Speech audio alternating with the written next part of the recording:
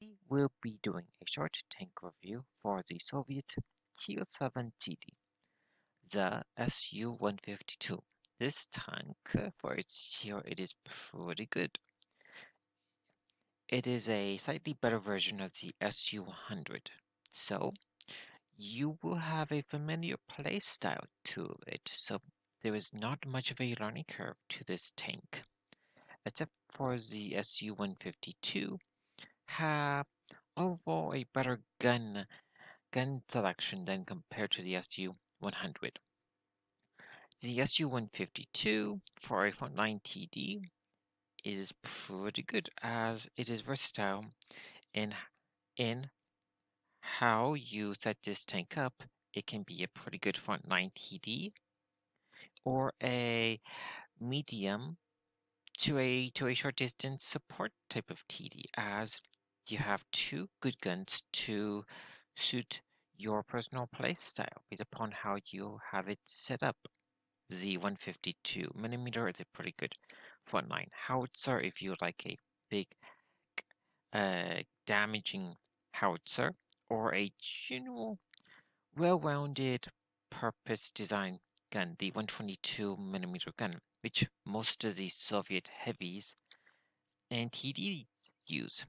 The SU-152, as long as you use the appropriate tactics, know the vehicle's strengths and weaknesses, this is a TD that you can do quite well in most of the matches, as long as you use the appropriate tactics at the right time. Now, let's get into the vehicle firepower. I will begin off with the firepower.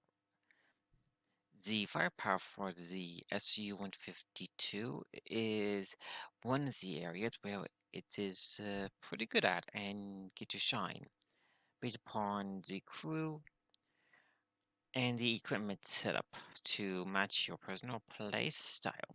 The gun I prefer to use is a 122mm gun, which I generally find the 122mm gun, when it comes to damage output per a match, I find I generally do pretty well more often than not in a given match than compared to the 152mm gun when it comes to damage done on an average basis compared to the two guns.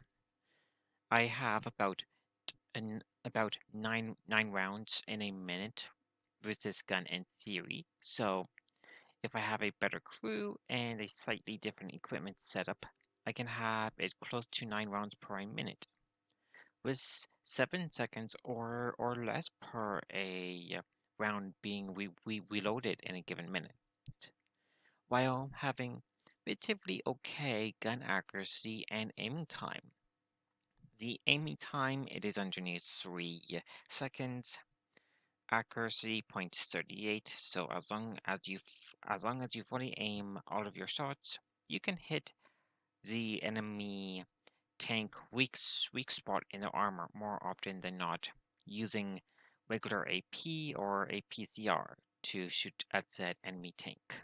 As this is a howitzer, it can do a lot of damage in a minute if you can penetrate and do quite well in the damage department, potentially doing about 3,400 damage in theory with this gun here.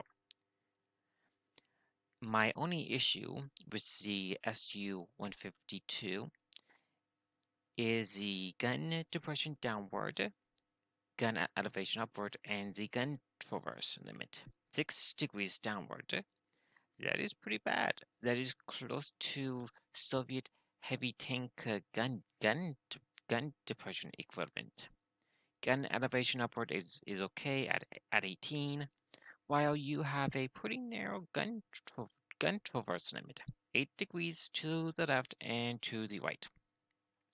Fortunately, this tank have a pretty good gun traverse speed of 28 with a amazing hull traverse. So as long as you know said enemy tank is going to be flanking you and you have backup around you, you can easily turn this tank around in a minute to shoot at said flanking tank, which is pretty nice, as The side, front, and rear armor it is utter rubbish against most Tier 7 and 8 tank guns. The vehicle survivability, it's nothing to write home about. 870 hit points, you can survive a few hits at the very least before you are killed. While the armor, it is nothing to write home about. Armor in the front it is 75, side and rear it is 60 millimeters or less based upon where the armor it is at. The vehicle armor in the front it is not that good nor bad. 75 millimeters of armor in the front with some angling, so as long as you angle the front armor well enough, you can ricochet a few rounds. Besides that, everything will penetrate you with ease. While the sides and rear, everything can penetrate you with ease, especially the higher tier tank HE rounds. If they penetrate the sides, armor here, it is quite possible that said round can easily potentially damage said crew member or module with ease, especially getting ammo racked from the front and side here, which is a common problem that most of the Soviet tanks have. This tank have a lot of weak spots.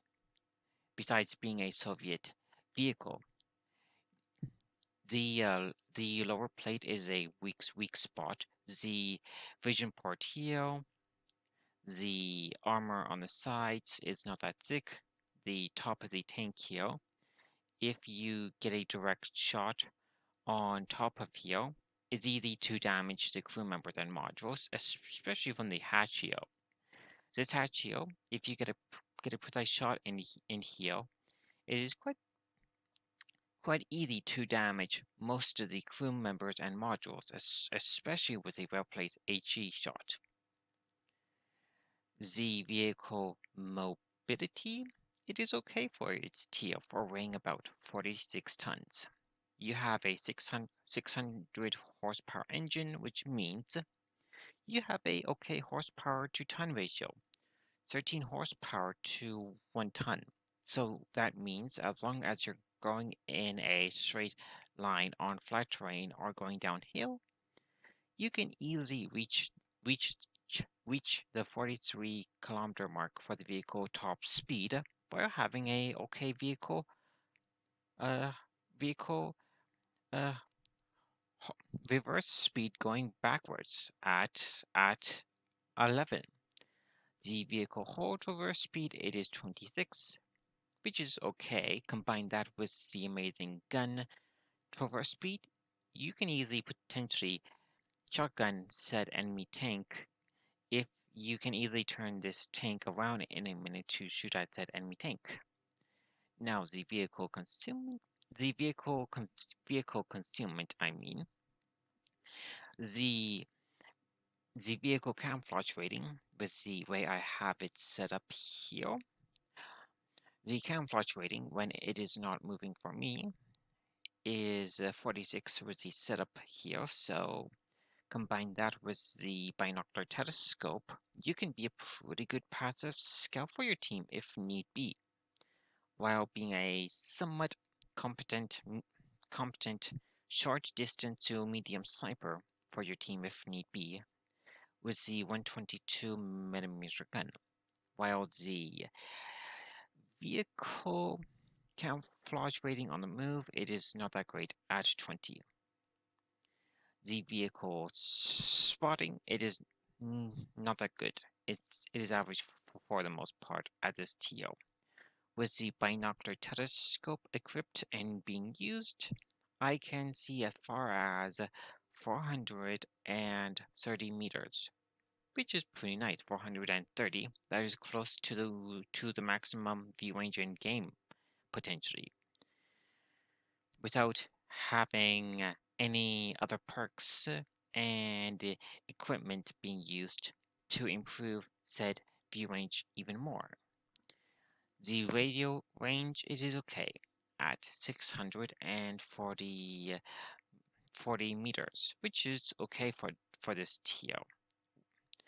When you compare it to the other radios used at TL7, other nations have better radio signal range, so 640 meters it is okay at this TL.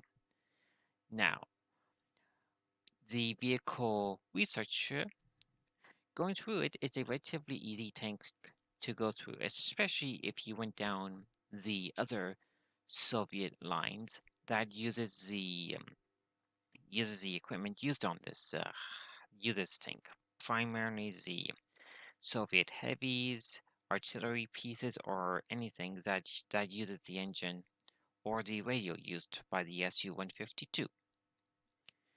Let's cover the research part of the tank now. The research for the SU-152 is an easy tank to go through, as if you went down the other Soviet lines, then you will have the top radio and engine unlocked to begin working on the necessary experience to get to the ISU right away, to grind the necessary experience and credits for the tank. To mount everything onto the tank keel, you will need the top pair of tracks. From the first pair to the second pair of tracks, you will have a better hull traverse speed from 20 to 23 with a better load limit. The engines, as I said before, if you went down the Soviet heavy line, you would have the second engine unlocked already, as from the first engine to the second engine, you will have a slightly better horsepower to ton ratio while having the same engine rate and transfer engine fires still. So if you have the second engine unlocked already, use it right away, as this is the best engine on this tank here. The radios, you have three to use: the 10R, the 10RK, and the 12RT. Use the 12RT right away if you have it unlocked, as this is the best radio on the tank here, 625 meters. The 12RT, you would have it unlocked already, as it is usable on a lot of the Soviet heavies and artillery pieces. Now, the guns. You have two to use, as I said before. The 122 millimeter, the 152 millimeter gun. This is a howitzer for all intended purposes. Low rate of fire, penetration value, it is okay, with doing fantastic damage output, with terrible accuracy and aiming time. If you can hit anything with the howitzer, you will be doing a lot of damage with the said round, doing about 4 rounds being shot out of this tank in theory in a minute with a good crew and a proper equipment setup. Generally, I find more often than not the 122 millimeter gun here. It is the best gun here, as it have overall better gun stats compared to the howitzer when it comes to doing reliable damage output per a minute. The 122 millimeter gun here, it may not the great damage output, but I generally find on a given series of matches, the 122 is generally the more reliable gun when doing consistent, reliable amount of damage per a shot than compared to the howitzer here, which you may get 2 to 3 shots in a minute based upon where you are before you are killed, while the 122 millimeter gun, it's a general more of a jack of all trades gun that suits a mix of play style more than compared to the howitzers. The 122, you can easily use this gun as a medium to a short distance sniper play style, more of a support type of TD play style, or even at the front line type of TD play style still. While the 152 mm gun here, it is solely focused on a frontline type of TD wall. Then compared to the 122 gun for its versatility when it comes to the place style of the SU-152 based upon how you have the vehicle set up. Now I will be covering the consumables, the equipment, the ammunition layout, and how are you going to be playing the SU-152.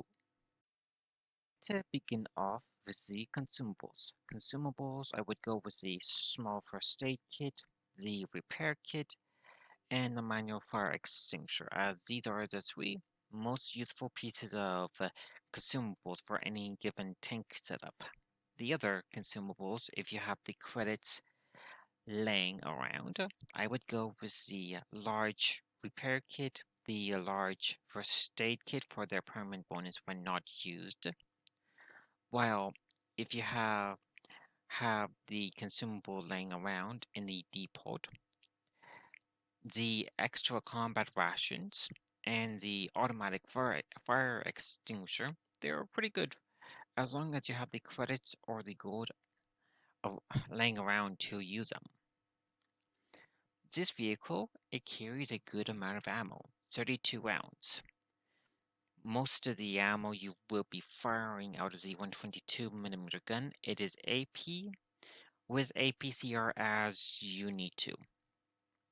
Regular AP with 175 pen on average, as long as you know the said enemy armor tank armor layout, you can penetrate said enemy tank with ease most of the time, while only saving the APCR rounds for the more heavily armored targets that you have a problem penetrating with regular AP. So APCR, I would generally have at maximum 10 rounds of it in a given match, as the APCR rounds can be quite vital to use them, especially as you go up against tier 7, 8, and 9 heavily armored vehicles that you have a problem penetrating with regular AP. The ammo cost for AP and HE, it is not that expensive. It is about 1,000, while APCR, it is about 5,000 credits per a shot. HE, I would have a few HE rounds on you at all of the time, as HE, if you hit something with this gun, you will be doing a bit of damage to it still, especially doing a good amount of damage to any suddenly armored target at this TL onwards still, such as the light tanks and the SPGs that you will encounter still from time to time. The equipment setup I have here is to favor more of a passive scout and a medium to a short distance play style, switching between a medium to a short distance sniper and going on the aggressive play style as need be. The camouflage net, the binocular telescope, and the improved ventilation class 3. The other pieces of equipment that you can use to improve the tank performance by a bit: the toolbox, the large caliber tank gun rammer. This piece of equipment, it is essential if you're going to be using the 152mm howitzer more often than not, having a 10% decrease in the loading time for the 122mm gun, having a decreased load time for the 122 gun will help by a bit. The heavy spall liner is not a bad idea, but I would generally save these for the more heavily armored TDs and heavy tanks. Fuel tank with CO2, the enhanced torsion bar, the wet ammo rack, the cyclone filter. They're useful, but I find on a TD, I find them on a TD like this, they wouldn't benefit by it by all that much. The enhanced gunning drive, having a decreased aiming time by a bit helps a lot, especially with the long aiming time that both of you can have. The viewing enhancement based upon your personal play style, going with the coated optics or the binocular telescope, both of these are pretty good viewing enhancements to go with. Now, when it comes to the play style of the SU, this is primarily designed to be a front line type of TD. So the roles that it can excel in, it is a frontline aggressive TD play style, being somewhat of a competent short distance to a medium distance sniper, and being a support type of TD. The roles that the SU-152 do not do all that good in, it is a flanking role, being a wolf pack tactics role, and being a long distance sniper. The SU-152, it is not designed for that. So as long as you primarily play this thing at the front line or a short distance to a medium distance type of support TD, you can do quite well in this TD more often than not. This TD, whenever you're top tier, I generally find that as long as you use the appropriate tactics, whenever you're top tier, you can do quite well in this tank more often than not.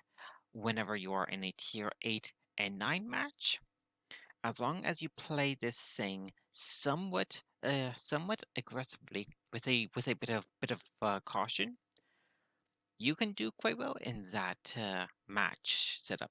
As long as you know when to play aggressively, when to play a support role, or switch in between the two as need be.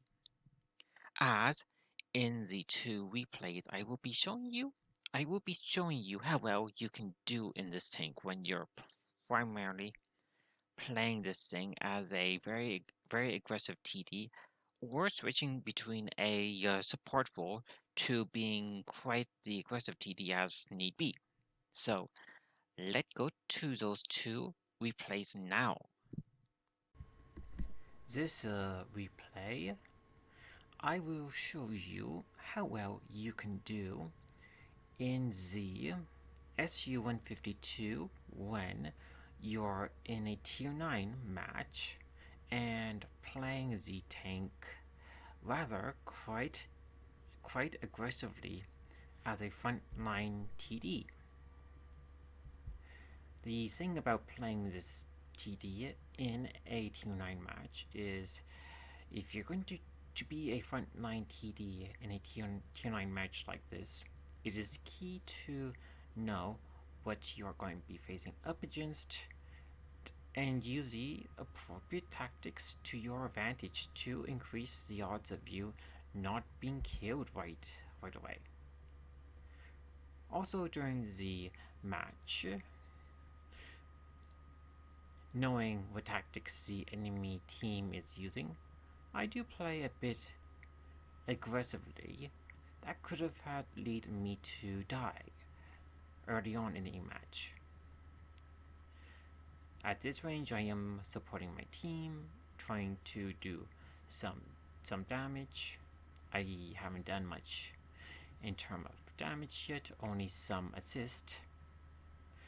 I am waiting for the teammates ahead of me to get into position for a push there to support them, so the enemy enemy team there. There are mostly mediums there.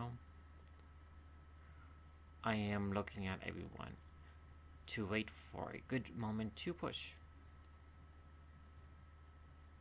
Seeing everyone is in the back there, I begin the initiation to go on the offensive here. I should have had used the first aid kit there, but I did not use it at that time. Having used the first aid kit there when I did, that would have helped reduce the penalties I had at that moment. Right now it is the enemy Scorpion, the Centurion there, with the majority of the enemy heavies on the 1 to 3 line there.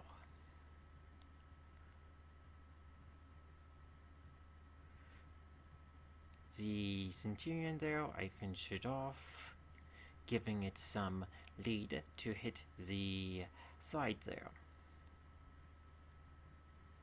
I am not looking good for hit points at the moment, 264 for the SU. I did take the risk there to go up to the Centurion there to shoot at it to finish it off. Fortunately, the enemy artillery there took most of my hit points off, but I did survive the blast there.